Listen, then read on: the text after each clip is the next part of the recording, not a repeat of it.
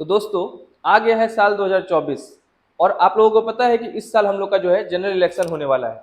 और जैसे ही आप देखेंगे कि हमारा जो देश है, जो हमारा जो कंट्री है, इसमें जैसे ही आप देखेंगे कि अगर इलेक्शन आता है तो हर कोई बहुत ज़्यादा एक्टिव हो जाता है। जितने भी पॉलिटिकल पार्टी है, चाहे जो वो रूलिंग पार्टी ही क्यों ना हो, अपोजिशन तो और ज़्यादा एक्टिव हो जाता है। फिर ब्लेम गेम चलने लगता है। और जितने भी चाहे जर्नलिस्ट हो या जो एक्टिविस्ट है, हर कोई अभी आपको एक्टिव देखने के लिए मिलेगा। और अगर अभी के टाइम में अगर आप इंडिया में हैं तो अभी कुछ दिनों से ये जो टॉपिक है, जिस टॉपिक के ऊपर आज हम लोग जो वीडियो लेकर के मैं आया हूँ, ये अभी ट्रेंडिंग टॉपिक है। अगर आप ट्विटर का अकाउंट उठा के देखेंगे, ट्विटर हैंडल उठा के देखेंगे, तो जो इलेक्टोरल बॉन्ड स्कीम जो है वो ट्रेंड कर रहा है। क्यों ट्रेंड कर रहा है? क्योंकि हाल ही में अभी सुप्रीम कोर्ट ने उसमें अपना फैसला सुनाया है। तो नमस्कार दोस्तों, मैं हूं विवेक कुमार और आपका अपने इस चैनल पे, एग्जाम प्रेप जोन के चैनल पे बहुत बहुत स्वागत करता हूं। तो आज का जो वीडियो होगा वो पूरे के पूरे समझिए कि हम लोग इस इलेक्टोरल बॉन्ड स्कीम है इसके बारे में जानेंगे। और अभी जो है जो डेटा निकल के आया है सामने लोगों के आंख के सामने, इसमें इससे रिलेटेड क्या बातें कर रहे हैं लोग, इसमें जो ऑपोजिशन है वो किस तरह का ब्लेम लगा रहा है, एलिगेशन लगा रहा है जो रूलिंग गवर्नमेंट है उसके ऊपर। दूध का धुला भैया कोई नहीं है। जो ये फसल लगाया गया है इसमें बोया भले किसी ने है, लेकिन काट सब रहे हैं इसका। इसको ये लोग अलग अलग तरह का नाम भी दे रहे हैं। कोई इसको हफ्ता वसूली कह रहा है, कोई इसमें एक नया नाम अभी आप सुनेंगे क्विड प्रो क्यो है, बहुत इजी टर्म, उसके बारे में भी मैं बात करूंगा। कोई इसको किकबैक्स कह रहा है, कोई इसको मनी लॉन्ड्रिंग का मतलब कि एक जरिया बता रहा है कि सेल कंपनीज के द्वारा मनी लॉन्ड्रिंग किया जा रहा है इस स्कीम के तहत। तो आज की इस वीडियो में हम सारी बातों को जानेंगे, एक एक करके देखते हैं। अभी देखिए, ये जो महानुभाव को देख रहे हैं आप, ये है कांग्रेस के जनरल सेक्रेटरी, इनका नाम है जयराम रमेश जी, ठीक है। इन्होंने अभी ये मतलब क्लेम किया, ये बताया है कि बीजेपी को टारगेट करते हुए कि जो बीजेपी है वो लगभग 1300 कंपनीज से, कंपनीज और इंडिविजुअल मिला करके 1300 कंपनीज और इंडिविजुअल से मिला करके लगभग 6000 करोड़ का इलेक्टोरल बॉन्ड एक्सेप्ट की है। और उन्होंने ये मतलब जो ये कांग्रेस पार्टी है, इन्होंने ये भी क्लेम किया है कि ये जो ये चल रहा था, जो स्कीम के तहत जो इसमें पैसा लिया जा रहा था, इसमें जो बीजेपी गवर्नमेंट है वो 4 टैक्टिक्स लगा के पैसे मतलब कि लोगों से ले रही थी, चाहे वो कंपनीज या कॉर्पोरेट्स हैं उनके थ्रू या वो इंडिविजुअल से। अब इंडिविजुअल भी वो इंडिविजुअल है भी कि नहीं, ये भी बात अभी पता नहीं है, क्योंकि अभी कोई भी चीज अच्छे से डिस्क्लोज नहीं हुआ है। लेकिन जितना इंफॉर्मेशन अभी तक इंटरनेट पे आया है उन सारे चीज को मैं इसमें डिस्कस करूंगा। उन्होंने जो टैक्टिक्स जो बताई है, जो करप्ट टैक्टिक्स वो लगाते थे, उनका जो कहना है कि बीजेपी लगाती थी, उसमें है पहला ये क्विड प्रो क्यो, इसके बारे में बात करेंगे क्या होता है। दूसरा उन्होंने डाला ये हफ्ता वसूली। हफ्ता वसूली तो आपने मतलब इस वर्ड को मैंने इस वर्ड को नहीं अपने से डाला है, इस वर्ड को तो खुद इकोनॉमिक टाइम्स यूज कर रहा है। तो हफ्ता वसूली उन्होंने ये बात बोली है कि इन्होंने हफ्ता वसूली किया है। हफ्ता वसूली बहुत सिंपल चीज, आप तो अगर मतलब बॉलीवुड मूवी में हम लोगों ने बहुत बार देखा है, और अगर आप यूपी बिहार से तो बहुत अच्छे से जानते होंगे कि ये होता क्या है हफ्ता वसूली। कि अगर आपको किसी भी एरिया में, कहने का मतलब आपको काम करना है, कोई बिजनेस कर रहे हैं, तो वहां का जो लोकल गुंडा मवाली होगा ना, वो आपसे कुछ ना कुछ प्रोटेक्शन मनी के नाम पे पैसा उठाएगा। तीसरा ये किकबैक्स क्या है, इसके बारे में डिस्कस करेंगे। और ये मनी लॉन्ड्रिंग थ्रू आईटी, जो आईटी से जो ये सेल कंपनीज है, not IT shell, shell companies जो है, इसके थ्रू कैसे इसमें पैसा आ रहा था, इसके बारे में पूरा डिस्कस करेंगे। लेकिन इन सब चीज को मतलब जानने से पहले ये बात एक बेसिक क्लियर कर लेते हैं कि ये इलेक्टोरल बॉन्ड स्कीम है क्या। तो ये जो इलेक्टोरल बॉन्ड स्कीम है, ये नरेंद्र मोदी गवर्नमेंट के द्वारा 2017 में इसको इंट्रोड्यूस किया गया। उस टाइम पे हम देखेंगे तो जो फाइनेंस मिनिस्टर थे वो अरुण जेटली जी थे, वो अब हमारे बीच नहीं है, तो अभी उनके ऊपर ज्यादा बात नहीं करेंगे। और इसको लाया गया कि ये जो स्कीम है, इस स्कीम के तहत जो पॉलिटिकल पार्टीज हैं हमारे इंडिया में, उसको फंडिंग किया जाएगा। कहने का मतलब कि अगर आप किसी एक पॉलिटिकल पार्टी से, आप मान लीजिए आपको लग रहा है कि बीजेपी बहुत अच्छा काम कर रही है, तो आप उसको कुछ फंडिंग देना चाहते हैं जिससे कि वो पार्टी और कुछ आगे काम कर सके, या आप चाह रहे हैं कि कांग्रेस को देना चाह रहे हैं कुछ फंडिंग या पैसा, या आप कोई भी पार्टी हो, आप उसको पैसा दे सकते हैं। तो इसी को फैसिलिटेट करने के लिए ये स्कीम लाया गया था। ऐसा नहीं है कि इससे पहले ये स्कीम नहीं था, लेकिन इससे पहले क्या था कि नहीं, अभी पहले आपको आगे बताता हूं, फिर इसके बाद आप समझिएगा। तो इसमें जो भी इंडिविजुअल और जो कॉर्पोरेट्स है वो इसमें मनी डोनेट कर सकते हैं। पहले इसमें अभी और पहले में क्या अंतर था जो 2017 से पहले, कि पहले जो था जो भी आदमी पैसा डोनेट करेगा वो कोई भी कंपनी या इंडिविजुअल वो अपने लास्ट 3 इयर्स के, ठीक है, लास्ट 3 इयर्स के प्रॉफिट में से सिर्फ 7.5% ही डोनेट कर सकता है किसी भी पॉलिटिकल पार्टी को। लेकिन जो ये नया स्कीम आया इसमें विदाउट एनी कैपिंग जिसको जितना मन उतना डोनेट कर सकता है, ठीक। उसके साथ साथ विदाउट डिस्क्लोजिंग देयर आइडेंटिटी, मतलब हम अगर जा करके बीजेपी को 5 लाख रुपया पहुंचा देते हैं या हम कांग्रेस को पहुंचा देते हैं या कोई भी पहुंचा देगा इलेक्टोरल बॉन्ड खरीद करके एसबीआई से, क्योंकि एसबीआई ये कर रही थी, तो उसका नाम भी डिस्क्लोज नहीं होगा। अब वो किस लिए खरीदा गया, किस पर्पज से हम पैसा पहुंचाए, कोई भी दुनिया में कोई भी आदमी किसी को फ्री में पैसा ऐसे तो नहीं पहुंचाएगा, उसके पीछे उसका कुछ ना कुछ स्वार्थ जरूर होगा। हम लार्ज चंक ऑफ मनी की बात कर रहे हैं। तो अभी फरवरी दिस ईयर यानी 2024 में 15 फरवरी को सुप्रीम कोर्ट इसमें इंटरवेन करती है। क्यों?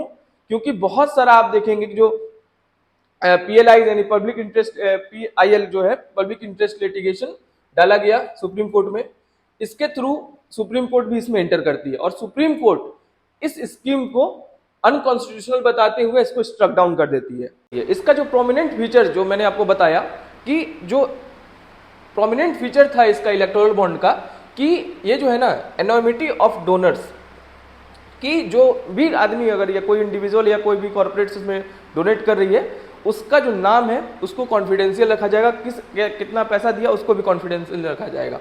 तो अब तो ये खत्म हो गया। अभी सुप्रीम कोर्ट ने इसको स्ट्रॉक डाउन करते हुए इसको ये भी इसके पीछे जो उन्होंने अपना जो वक्तव्य दिया है सुप्रीम कोर्ट ने कि ये क्यों इसको कैसे मतलब कि ये अनकॉन्स्टिट्यूशनल है, तो इसके बारे में बताया कि ये जो है ना वायलेट कर रहा है वोटर्स के राइट को। किस राइट को? तो राइट टू इंफॉर्मेशन, आरटीआई को ये कहीं ना कहीं वायलेट कर रहा है, जो कि हमारे फंडामेंटल राइट्स में आता है कि कोई भी पॉलिटिकल पार्टी, मान लीजिए कोई भी पॉलिटिकल पार्टी है वो हमारे देश को चला रही है, क्योंकि अगर वो सत्ता में आएगी वो हमारे देश को चलाएगी, तो वो फंडिंग कहाँ से आ रहा है, उनके पास पैसा कहाँ से आ रहा है, वो हमारे देश के हित में काम कर रहा है कि वो हमारे देश के अहित में काम कर रहा है, इन सब चीज़ों के बारे में हमने जानना जरूरी है। इसी बात को बोल करके इसी बात को रखते हुए उन्होंने इसको अनकॉन्स्टिट्यूशनल बताया। और जब 5 जज का बेंच जिसको हेड कर रहे थे ये सीजेआई है हमारे अभी चीफ जस्टिस ऑफ इंडिया जो डीवाई चंद्रचूड़ जी, इन्होंने ये चीज़ को हाईलाइट किया है कि जो ये स्कीम है ये वायलेट करता है क्या, राइट टू इन्फॉर्मेशन को, जो कि राइट टू इन्फॉर्मेशन किसके अंदर प्रोटेक्टेड है, आर्टिकल 19 क्लॉज 1A में। आर्टिकल 19 क्लॉज 1A क्या कहता है? ये बात करता है हमारे फंडामेंटल राइट के बारे में, जो कि है freedom of speech and expression. इसमें कहीं ना कहीं ये इसको वायलेट करा था, इसीलिए अनकॉन्स्टिट्यूशनल है। और एसबीआई को देखिए, जो भी बॉन्ड इशू करती थी एसबीआई, उसमें एक यूनिक आईडी नंबर होता था, एक यूनिक आईडी नंबर होता था, उसको भी बोला गया है उसको डिस्क्लोज करने के लिए कि कौन से पॉलिटिकल पार्टीज को कितना कितना पैसा गया है। कोई भी दूध का धुला नहीं है। ऐसा नहीं है कि ये जो क्लेम कर रहे हैं, ये जो एलिगेशन लगा रहे हैं वो बहुत दूध के धुले हुए हैं, भले बोया किसी ने है लेकिन फसल सब काट रहे हैं, ठीक है। और जो भी यही मैं बता रहा हूं आपको कि ये इसका डिटेल्स को बताया गया है कि इसको पब्लिक करने के लिए, इसको इलेक्शन कमीशन ऑफ इंडिया को देने के लिए कि वो उसको पब्लिक कर सके। अब आगे बढ़ते हैं, तो उससे पहले हम लोग जो ये वर्ड यूज किया गया है क्विड प्रो क्यो, ये है क्या, इसको समझना जरूरी है। ये नाम सुन करके बहुत अजीब लग रहा है या लग रहा है कि ये पता नहीं क्या है। बहुत सिंपल सा ये लॉजिक है। कहने का मतलब कि मुझे आपसे कोई काम करवाना है तो मैंने आपको कुछ दिया और आपने मुझे कुछ दिया, मैंने आपके लिए कोई फेवर कर दिया, आपने उसके बदले में मुझे पैसा दे दिया। गिव एंड टेक, कि अगर आपका कोई हम काम करवा देते हैं तो आप मुझे इतना पैसा दे देना, आपको हम ये टेंडर दिलवा देते हैं तो आप मुझे इतना पैसा दे देना। तो इसी चीज के बारे में यही है ये क्विड प्रो क्यो। इसमें अगर हम लोग एग्जाम्पल के थ्रू समझे, जिसको जो एग्जाम्पल दिया गया है कांग्रेस के द्वारा कि जो मेगा जो इंजीनियरिंग इंफ्रा जो है, इन्होंने कंट्रीब्यूट किया है कितना पता है? 800 करोड़ ईवीज में 800 करोड़ का इलेक्ट्रॉनिक जो ये इलेक्टोरल बॉन्ड है इसको इन्होंने खरीदा है। और अप्रैल 2023 में उन्होंने 140 करोड़ डोनेट किया। जैसे ही उन्होंने इतना पैसा उसमें उन्होंने डोनेट किया, अब किस पॉलिटिकल पार्टीज को कितना किया ये नहीं पता है अभी, तो विद इन अ मंथ उन लोगों को आप देखेंगे कि उन लोगों को 14,400 करोड़ का थाने बोरीवाली ट्विन टनल प्रोजेक्ट उनको अलॉट हो गया, उनको मिल गया। इसी तरह से जिंदल स्टील और पावर जो है 25 करोड़ का ईवी खरीदती है, इलेक्ट्रोल बॉन्ड खरीदती है। जैसे ही वो ईवी खरीदती है 7 अक्टूबर 2022 को सिर्फ और सिर्फ अभी 3 दिन ही बीता था कि उन्हें जो ये कोल माइन का जो गारे पाल्मा का जो कोल माइन है 10 अक्टूबर को उनको अलॉट हो जाता है, उनको मिल जाता है। तो इस तरह का जो बात जब सामने निकल के आता है तो ये कहीं ना कहीं हमारे डेमोक्रेसी के ऊपर एक क्वेश्चन मार्क लगाता है कि अगर इस तरह से फेवरिज्म में अगर गवर्नमेंट चलेगी तब तो फिर वो कहीं ना कहीं ये पॉलिटिकल पार्टीज है और जो कॉर्पोरेट्स हैं या इंडिविजुअल हैं उनके बीच के नेक्सस को शो करता है। और कहीं ना कहीं ये जो ट्रांसपेरेंसी है हमारे इलेक्शन जो हम लोग का इलेक्टोरल प्रोसेस का, जो हम लोग जिस तरीके से हम लोग जो जनता वोट करके उसको चुनती है, उस पर कहीं ना कहीं ये क्वेश्चन मार्क उठाती है। अब हफ्ता वसूली, क्यों ये बात बोल रहे हैं कि हफ्ता वसूली कर रही थी गवर्नमेंट, तो इसके पीछे का उन्होंने ये रीज़न दिया है कि अगर आप देखेंगे कि अकॉर्डिंग टू कांग्रेस, देखिए साफ साफ लिखा हुआ है, बीजेपी का ये स्ट्रेटेजी था हफ्ता वसूली का, वो बहुत स्ट्रेट फॉरवर्ड पैटर्न में चल रहा था। कैसे? वो अगर उनको मान लो कि कोई अगर फंड नहीं मिल रहा है या कोई फंडिंग नहीं कर रहा है तो उन्होंने वो ईडी को भेज दिया, इन्फोर्समेंट डायरेक्टरेट को, या सीबीआई को भेज दिया, इनकम टैक्स डिपार्टमेंट का रेड पड़वा दिया। इस तरीके से वो लोग टारगेट कर करके लोगों को वो रेड कर रहे थे, जिसमें बताया जा रहा है कि 30 डोनर, जो टॉप 30 डोनर हैं उसमें 14 लोग ये चीज़ झेल चुके हैं, मतलब उनके ऊपर रेड पड़ा था।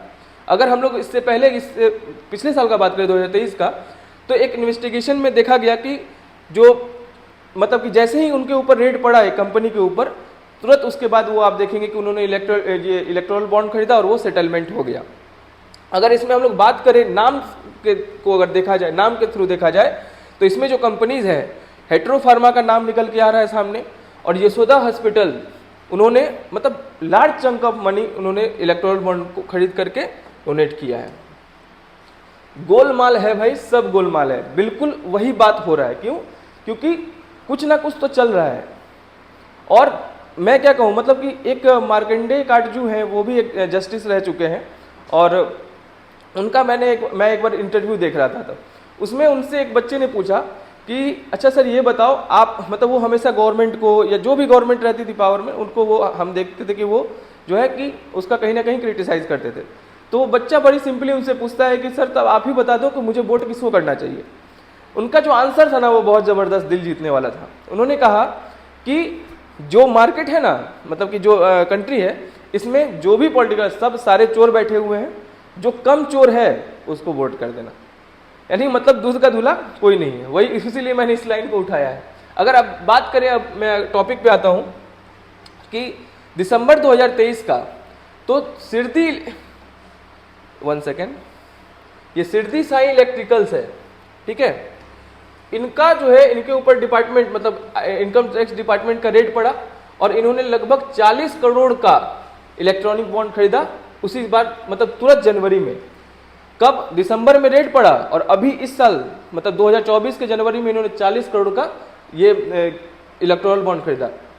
उसके बाद एक फ्यूचर गेमिंग एंड होटल्स, भाई साहब इनके बारे में तो बात मत कीजिए। ये है भाई साहब मार्टिन साहब, ये मतलब कि इनका जो है ना, मतलब जुआ का, लॉटरी का, इस तरह का इनका बिजनेस है, होटल्स का बिजनेस है। और सोचिए ना कि मतलब कि गवर्नमेंट को इस तरीके का पैसा जा रहा है। अगर एक आम नागरिक, अगर हम लोग अगर ऐसा कोई छोटा सा कुछ गलती कर जाए, और मान लो कि मतलब कभी कभी ऐसा होता है ना कि कुछ आपको पता नहीं है अभी, और अनजाने में कुछ गलती हो जाए, उस पर आपको इतना बड़ा फाइन वो लगाते हैं। और देखिए भैया, लॉटरी का, जुआ का पैसा जा रहा है सरकार के फंडिंग में, पॉलिटिकल पार्टीज के फंडिंग में, और ये सबसे टॉप पे है भाई साहब। 1350 करोड़ का फंडिंग किया है इन्होंने, 1350 करोड़ का, सबसे टॉप पे है ये। अगर हम लोग, ये हो गया अप्रैल 2022 का, उस टाइम में देखा गया कि जो ईडी है, इन लोगों ने इसके ऊपर, ये फ्यूचर वाले के ऊपर रेड किया। 5 दिन के अंदर इन्होंने 100 करोड़ का डोनेशन दिया है ईबी के थ्रू, मतलब इलेक्ट्रोल बॉन्ड के थ्रू। इसी तरीके से अक्टूबर 2023 में जब इनके ऊपर इनकम टैक्स डिपार्टमेंट रेड करती है, तो तुरंत उस समय फिर ये 65 करोड़ का इलेक्टोरल बॉन्ड खरीदते हैं इन द सेम मंथ। तो इस तरह का जो चीज़ है ना, ये कहीं ना कहीं जो है जो पॉलिटिकल का जो इंटीग्रिटी है उसके ऊपर ये कहीं ना कहीं क्वेश्चन मार्क उठाता है। किकबैक्स क्या है, तो ये भी बहुत इंटरेस्टिंग है। ये सिंपल सा है कि उसमें क्या है कि पहले दो तब लो, इसमें पहले ले लो तब तुम दो। कहने का मतलब कि इसको भी मैं एग्जाम्पल के थ्रू समझाता हूं कि एग्जाम्पल इसमें है, आप देखिए वेदांता का। वेदांता कोई छोटी मोटी कंपनी नहीं है, वेदांता लिमिटेड बहुत बड़ी कंपनी है। वेदांता को जैसे ही Radhikapur west private coal mine जैसे ही 3 मार्च को मिलती है 2021 में, मेयरली अ मंथ लेटर, मतलब सिर्फ एक मंथ के अंदर अंदर आप देखेंगे अप्रैल 2021 में 25 करोड़ का इलेक्ट्रॉनिक बॉन्ड वो खरीदते हैं। फिर से ये मेगा इंजीनियरिंग का नाम निकल के सामने आ रहा है, इनको 4500 करोड़ का 4500 करोड़ का इनको जो जिला टनल प्रोजेक्ट मिलता है कब 2020 में, और 20 करोड़ का इलेक्ट्रॉनिक बॉन्ड वो खरीदते हैं अक्टूबर 2020 में, मतलब कि 2-3 महीने के बाद। उसके बाद अलग बहुत सारा ऐसा है, देखिए मेगा जो है उनको बीके जो बुलेट ट्रेन स्टेशन का प्रोजेक्ट मिला, 56 करोड़ का इलेक्ट्रॉनिक बॉन्ड उन्होंने खरीदा। तो यही हो गया किकबैक्स, मतलब जैसे ही किसी को कोई टेंडर मिल गया, कोई इंफ्रास्ट्रक्चर प्रोजेक्ट मिल गया, वहाँ रेलवे का ठेका मिल गया, कहीं कोल माइन मिल गया, तो वो कहीं ना कहीं से यानी सरकार उनको फेवर कर रही है इस चीज़ों में, तभी तो वो फिर कहीं ना कहीं वो इनको पैसा पहुंचा रहे हैं। अब money laundering via shell companies, तो सेल कंपनीज क्या है? सेल कंपनीज क्या होती है कि वो एक ऐसा मतलब कि सेल कंपनीज वो कंपनी है ही नहीं ना, उसमें कोई एसेट होता है। अगर आप ग्राउंड पे कहीं जाएंगे ना, जैसे मान लीजिए कि वो कोई कंपनी है जो सेल कंपनी है, जो सेल कंपनीज है, अगर आप जाएंगे जब, उनका पूरा हर कुछ लोकेशन रहेगा, कागज पत्र उनका सब कुछ बना हुआ रहेगा, लेकिन जब आप जाएंगे ग्राउंड पे तो वहाँ पे आपको कोई नहीं मिलेगा। वो कंपनी बस हवा में चलती है, पेपर पे चलती है, उसके थ्रू बहुत सारे ट्रांजैक्शन हो रहे थे। इसके ऊपर भी इसीलिए क्वेश्चन मार्क उठाया गया है कि जो कंपनीज हैं जो सिर्फ पेपर पे हैं, और इसको इसीलिए बनाया ही जाता है मनी लॉन्ड्रिंग के लिए ही यूज में सबसे ज़्यादा आप देखेंगे कि सेल कंपनीज का यूज होता है। और इसको अब सेल कंपनीज को इन लोगों जो क्लेम किया जा रहा है कि इसको पॉलिटिकल फंडिंग में भी यूज किया जा रहा है, तो ये भी काफ़ी कंसर्न, मतलब कि ये भी एक काफ़ी चिंताजनक बात है। और एक और डोनेशन के बारे में बात किया जा रहा है, मतलब अभी तक में आप लोगों ने वेदांता का नाम सुन लिया, मेगा इंजीनियरिंग का नाम सुना, मतलब कि सब लोगों का नाम सुना, लेकिन भैया जो अदानी हैं, अंबानी हैं, ये लोग का नाम क्यों नहीं आ रहा है? तो ये लोग जैसा बताया जा रहा है, जो ये क्विक सप्लाई चेन लिमिटेड है, ये कहीं ना कहीं इसका बताया जा रहा है कि इसका जो है लिंक रिलायंस कंपनी से जुड़ी हुई है।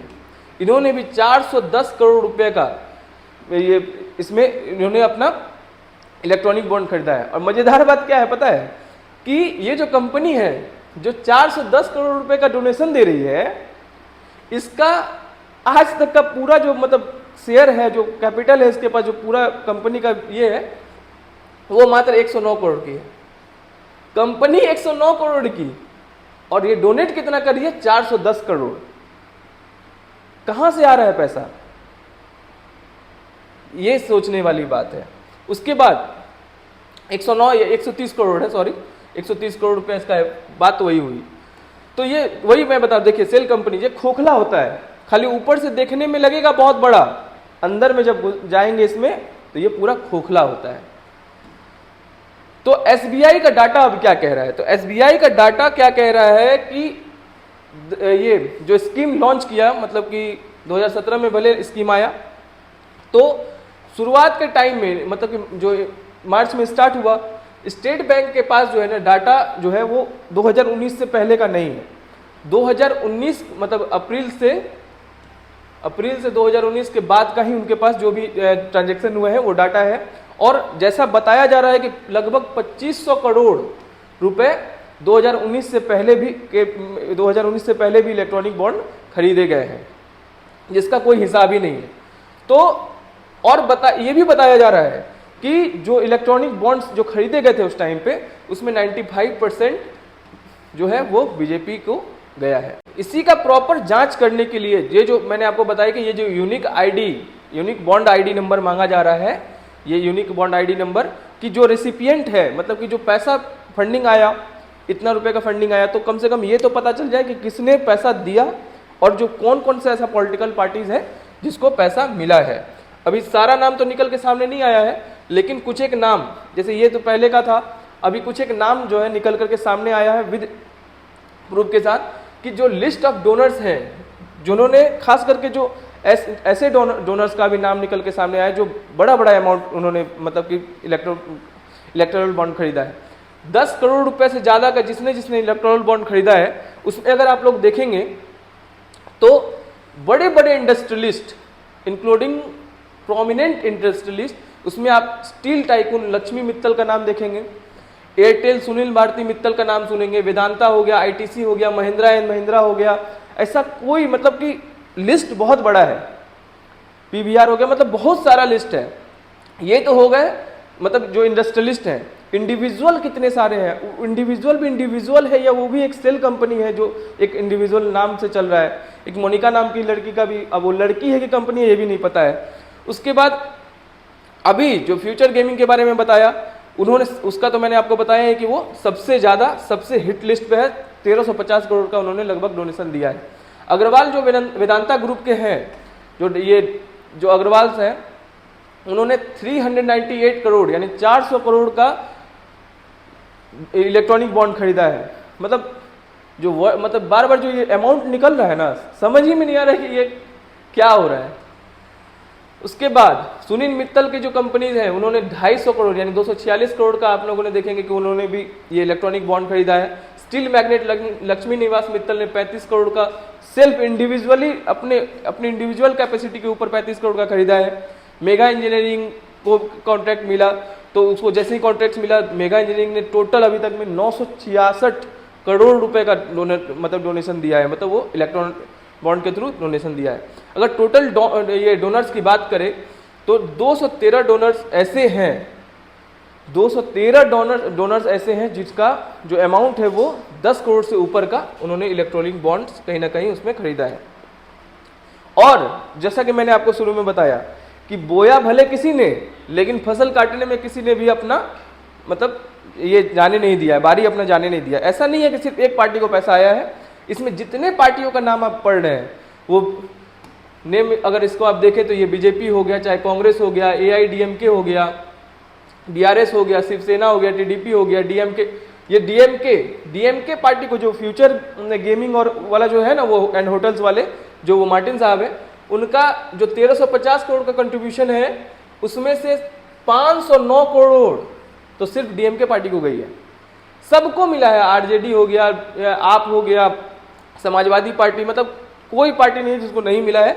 एक सीपीआईएम उन्होंने मना कर दिया था कि मुझे लेना ही नहीं है, उसको अब डिस्कशन अभी घुसा के कोई फायदा नहीं है।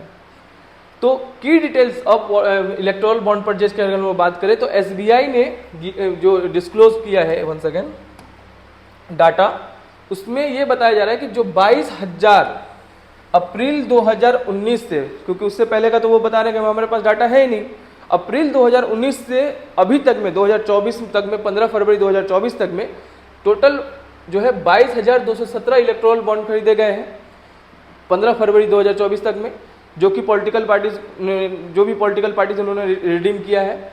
और जो एसोसिएशन ऑफ डेमोक्रेटिक रिफॉर्म है एडीआर, इन्होंने बताया है कि ये जो 22,217 टोटल बॉन्ड्स हैं उनका अगर वैल्यू देखा जाए तो वो है 16,518 करोड़ रुपए का।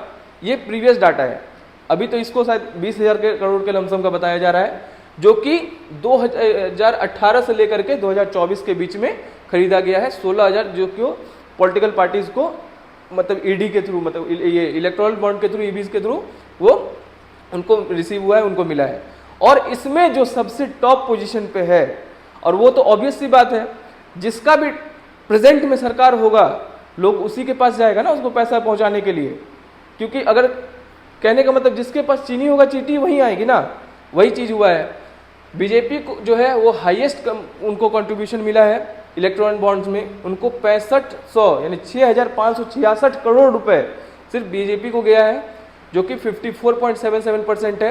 कांग्रेस भी पीछे नहीं है भैया, सेकंड नंबर पे यही है 1123 करोड़ रुपए। तीसरे नंबर पर तृणमूल कांग्रेस, ममता दीदी का पार्टी, 1092 करोड़ रुपए, जो कि 9.11% शेयर इसके बारे में इसको होल्ड करता है। तो ये रहा आज का डिस्कशन। अभी ये चल रहा है इलेक्टोरल बॉन्ड के ऊपर, अभी एक से एक और भी बहुत सारा लिस्ट जारी किया जा रहा है। अभी हम लोग को और भी इसमें बहुत कुछ जानने के लिए मिलेगा, क्योंकि ये एक दिन का नहीं है, पूरा नेक्सस बना करके इसके ऊपर काम किया जा रहा था। और नेक्सस क्या कहा जाएगा कि जब तक हमारा देश का ही आदमी मतलब थोड़ा सा नहीं ये होगा, अलर्ट नहीं होगा, तो मज़ा तो सब लेंगे ही, जो समझदार होगा वो फसल काटेगा खाएगा ही। तो जब भी आप लोग अपने एरिया में किसी भी, जो भी आपका एरिया है, जिसको भी वोट कीजिए बहुत सोच समझ के कीजिए, क्योंकि आपका वोट जो है वो बहुत कीमती है। और जो है वो धीरे धीरे ही बदलेगा। अचानक से वो जो मूवीज़ में होते हैं कि अचानक से कोई आया नायक और आकर के चेंज कर दिया, वो पता नहीं, वो शायद ही ऐसा हो। तो आज का टॉपिक आप लोगों को कैसा लगा ये मुझे कमेंट बॉक्स में बताइएगा। कोई भी अगर आपका क्वेश्चन होगा तो आप मुझे नीचे कमेंट सेक्शन में पूछ सकते हैं। मैं एक बात आप लोगों को क्लियर कर देना चाह रहा हूँ, मैं किसी पार्टी के पक्ष और विपक्ष में नहीं बोला। मैंने जो भी बात बोली है, जो बात आपने मतलब जो आर्टिकल्स में लिखे आ रहे हैं और या जो अपोजिशंस हैं वो अपना बात बोल रही है, उसी बात को मैंने आप लोगों तक साझा किया है कि वो बात आप लोगों तक पहुंचा सकूं एक प्लेटफॉर्म पर। तो जैसा भी वीडियो अच्छा लगा हो तो प्लीज़ लाइक, सब्सक्राइब और शेयर कर दीजिएगा। मिलते हैं फिर नेक्स्ट वीडियो में, तब तक के लिए जय हिंद।